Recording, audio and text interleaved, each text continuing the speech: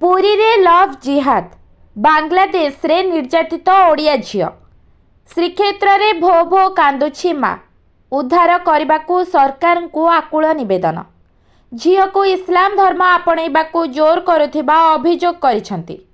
बेंगली बोली कही आप जरिया झियो को प्रेम रे फसाइथिले युवक परे बेंगलरू बांग्लादेश रे नहीं रखिछंती।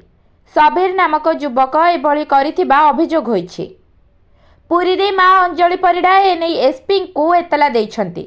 गत 27 नवेम्बर 2021 रे झियो को 16 वर्ष होइथिबा समय रे निखोज होइथिबा नहीं एक एतला दायर करथिले बोली से कहिछंती।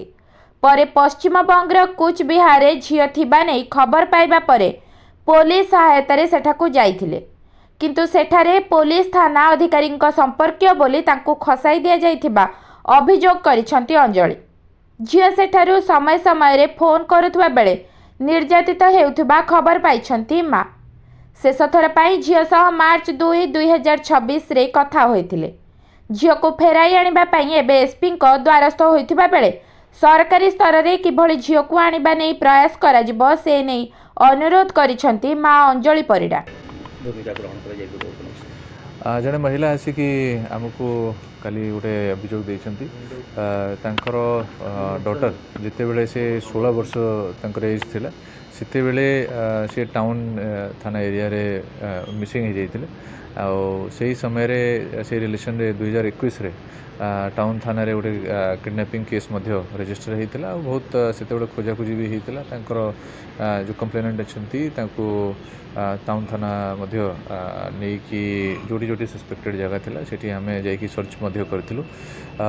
एबे से कांटेक्ट पाइछंती से जहाँ आमको जणाइछंती कि तांकर डॉटर तांको कांटेक्ट करिछंती और से तांको जणाइछंती कि से बांग्लादेश रे कोटी अछंती एमती से हमको इन्फॉर्मेशन देइछंती।